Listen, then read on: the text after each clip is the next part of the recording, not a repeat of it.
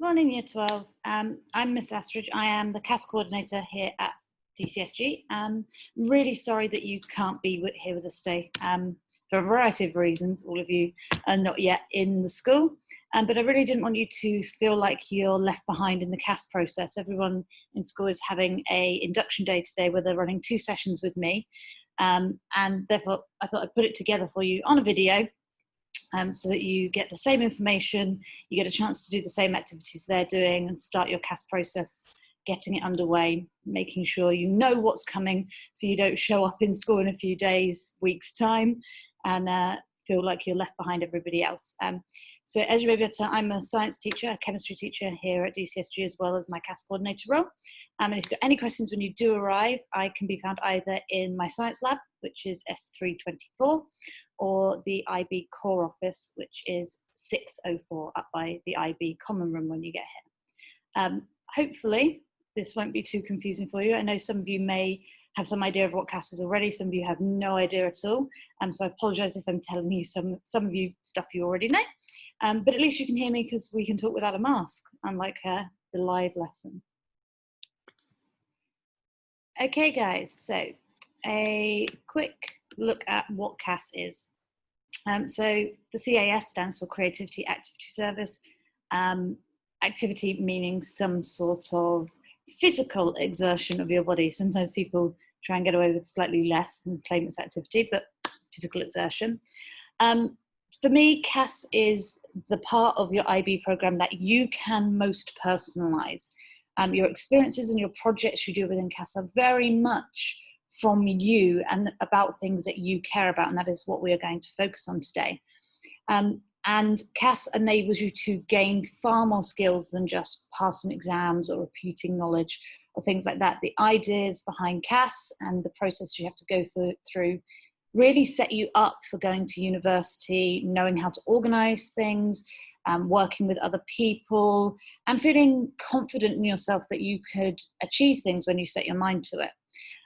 You cannot graduate without passing CAS. You do not receive your IB diploma without passing. And CAS is a pass-fail. You either pass or you don't. And the person who decides that ultimately will be me. So you need to show me that you have done enough experiences, reflected on them effectively, genuinely gained something from your CAS experience. And then I say you pass, essentially. It should be a little bit challenging. CAS is not about doing things you already do over the 18 months of the CAS experience. The best way to get things out of CAS, the most rewarding pieces of CAS, is doing something that you might not have necessarily tried but always wanted to. So it should be all about you and what your aims are, where you want to go, and hitting those 7 learning outcomes that we're just about to talk about, and the criteria that are needed for pass, which we'll also run over quickly. So our 7 learning outcomes. So over the 18 months of CAS, and you have to show me that you're doing things for those whole 18 months, you can't squash it all in at the beginning. You need to hit all of these 7 learning outcomes at some point across those 18 months and across the experiences you do. Strong recommendation. Don't tick more than 1 or 2 of them for each of your experiences that you're doing, because when you write your reflection, you are meant to reflect on the learning outcomes. So if you tick all 7 of them for an experience, your reflection needs to say something. Every time you write a reflection, it needs to say something about all 7 of the things. So you only need to hit all 7 across the 18 months. So some of them you might only hit once. For example, LO3, initiating and planning a CAS experience, you might only hit that in your CAS project or in one of your experiences and your CAS project. Whereas skills and working collaboratively could be in all of them. If you're working in a group and if you're learning a new skill, improving a current skill, 5 you could possibly hit with all of them. It doesn't mean you have to tick it in all of them. Even if you are hitting it, you don't need to discuss it as long as you've hit it in one of your experiences. So, talking about how we hit these 7 things. So, a CAS experience must fit in one of our CAS strands. So it must either show creativity, so some sort of creative thinking, extending ideas, making a product, activity, some kind of physical exertion, healthy lifestyles, things like that, or service. So some sort of engagement with a community to respond to what we call an authentic need. So going and tutoring some junior school children doesn't count as service because they have a science teacher, a maths teacher, an English teacher. So it has to be an authentic, genuine need, something that could not be done without you engaging in it. As I said, must go over 18 months. Some of them might last all 18 months, some of them might be a 6-month block. But it definitely helps if you do them for at least 3 months, or at least 6 weeks to 3 months is kind of, that makes it an experience, because you need to show that you are developing over the course of them. Things that we should say, there's a big old list in Firefly, and I'll link you to the CAS pages in Firefly. But things to note, it doesn't count as a CAS experience if you get paid for it. So if there's any money involved that ends up in your pockets, not a CAS experience. If it's already part of your diploma course, or you intend to use it as part of a diploma course, you cannot use it for CAS. So if you're doing visual arts, you can't use anything made in that course towards your creativity strand. If you are doing sports and health science, you can't use any of that towards your activity strand. It has to be separate from your diploma course. Things that are not creativity, going to the cinema, watching a film, not creative. It's engaging in creativity, but it's not you being creative. Carrying on with any sports you've already done does not count as activity. Let's say you've been playing football for the last 5 years. It would only count towards your CAS activity if you changed something, if you had a different goal. So say you wanted to step up to the captaincy role within your football team, you could then count it as activity. But if you're just carrying on playing football in a team the same as you always have, it would not count towards your CAS. It is not a new experience. And as I already said, so it has to be an authentic need, something that would not be happening unless you were doing it. A big part of the CAS is your project, and I'm going to talk to you more about this early September, so some of you will be here by then. But the main thing to know about the CAS project is it is a group of you as students setting up a project all by yourself. It has to cover 2 of the CAS strands, always service, and either creativity and activity, or all 3. Sometimes they do cover all 3. And it is a very long-term project.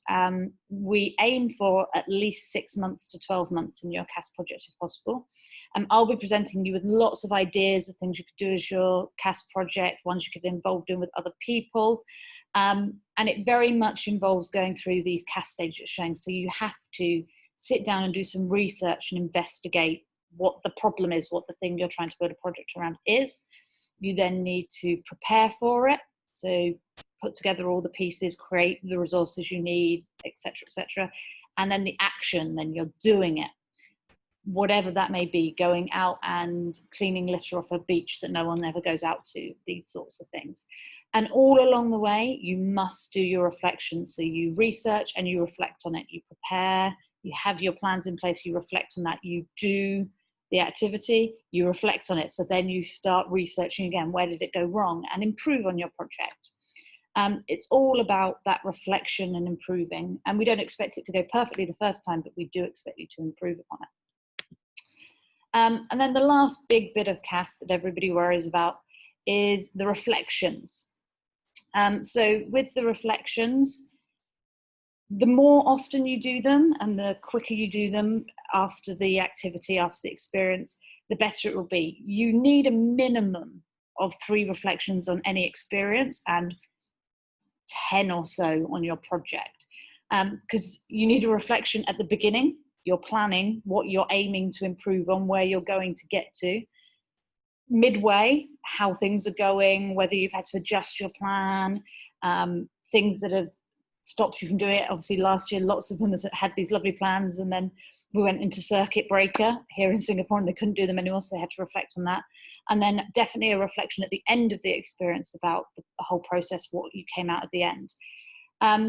It is a lot about describing what happened, expressing your feelings, asking questions about what you could do next, and talking about whether you hit your targets or not.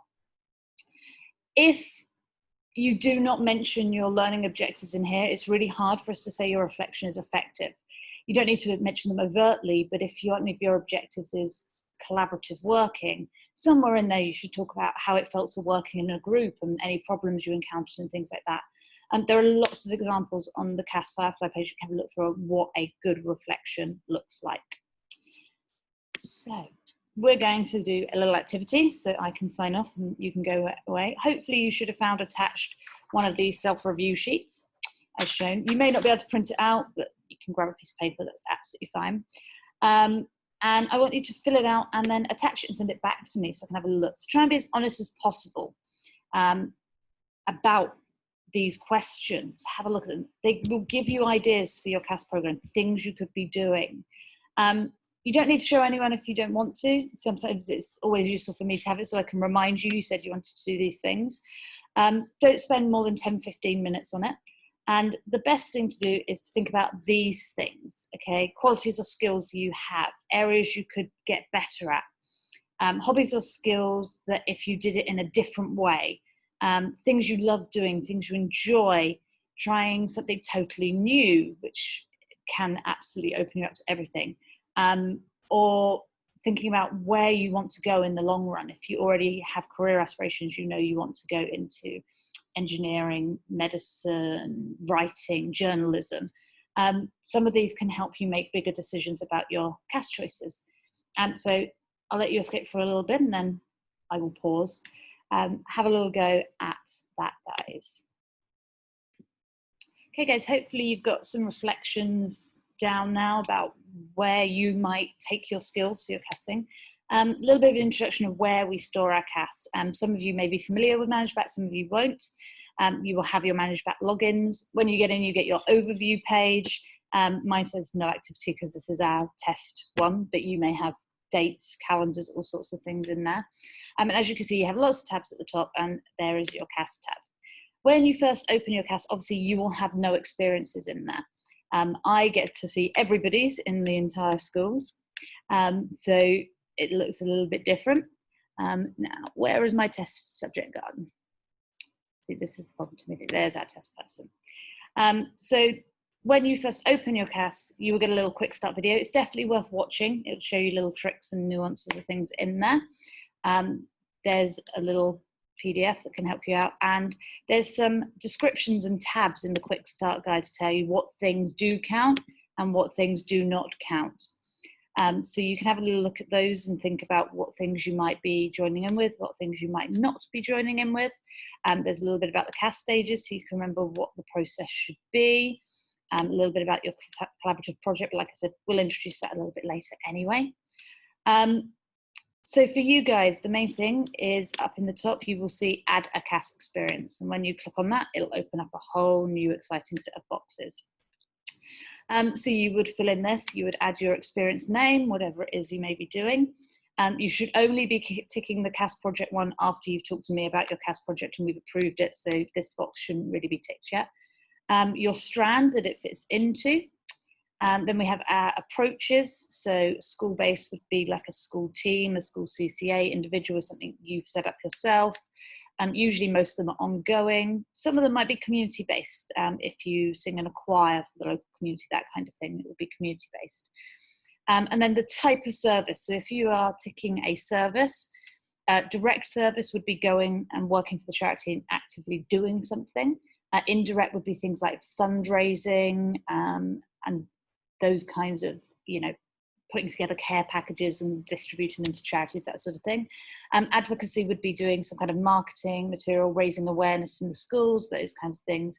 And research would be, it's usually rarer for people to do a research service, where you would be compiling data to then use for an advocacy team. Your start date and your end date must obviously be within the 18 months that we're talking about. If you're not sure what the end date is, pick a date 6 weeks into the future and you can keep moving it. You can always update the end date. Your supervisor name and email is very important. So this would be the adult who is going to make sure you're doing this experience. Could be a teacher, could be your chiropractic teacher, it could be anybody, any adult, but not your parents or family members. So they cannot be your supervisors, these things. If you're doing an individual thing, such as I had a few pupils take up running last year, there's usually a teacher in school who can monitor that kind of thing. So I usually do the people who are doing individual running. So they would come to me, they'd show me their progress, their times. Lots of them came to park run with me, so that I could track them there. So your supervisor should be an adult who can just keep a track that is happening. You should fill in why you have chosen this experience and your target, what you aim to have achieved by the end. Should both go into this box. And then you need to pick your one of the learning outcomes. Remember what I said, you don't want too many of these. Try and keep it to 1 or 2 each time, but make sure they are relevant to the experience you're doing. So if there is no global level engagement, don't tick that box because you won't be able to write a very effective reflection on it. So you pop in your new experience, you hit add CAS experience, and then it will generate the experience and you'll be able to see it and add to it as it goes along, and I'll be able to see it. What then happens is your advisor, which will be your tutor, will look at your experience and go, is this actually suitable? Is it appropriate? Have you written enough detail? Have you picked the right learning outcomes? And they will approve it or not. If they don't approve it, you need to ask them why. What do you need to change? What do you need to make better? Okay, so let's start thinking about these experiences. So hopefully you should now have this sheet. Hopefully I uploaded this one as well. Again, you can just divide a piece of paper. And the idea behind this is to give you some time to think about what things you could do for experiences. Now remember, over the course of the 18 months, you have to do at least 2 creative, 2 active, and 2 service experiences. So you probably want at least 4 or 5 ideas in each of these areas in case some of them can't happen due to restrictions, or you can't find a supervisor for particular things. So as many ideas as you can get on the experiences thing is definitely very, very useful. So I will give you 5-10 minutes, go away, have a little look at those. Definitely upload this one to me because we can add it to your Manage Back page as your first kind of reflection on your CAS experience. So hopefully you've got a few different things in your experience ideas. And just to emphasize again, you can't do them all at once. I definitely don't recommend it. IB is not something where you can do all of your CAS experience very quickly right at the beginning, I think, because we need to space them out over the whole 18 months. Sometimes your experiences you might find are on that line in the middle. Some of them might be creative and active. Some of them might be active and service.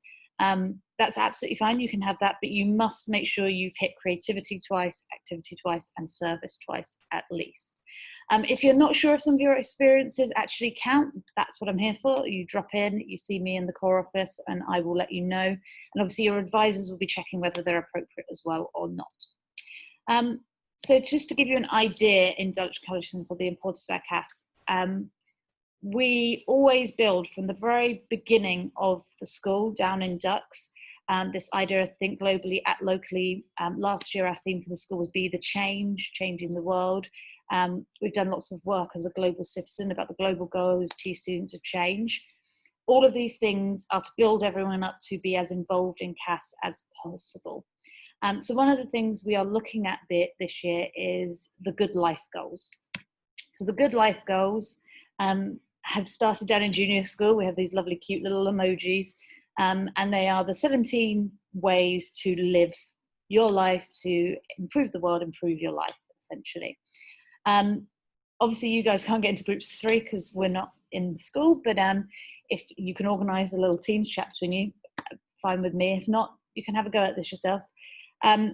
Click on the link in the actual PowerPoint that I've sent you, and it will take you to the summary document about these Good Life Goals and what each of the little emojis mean, and pick one of the Good Life Goals.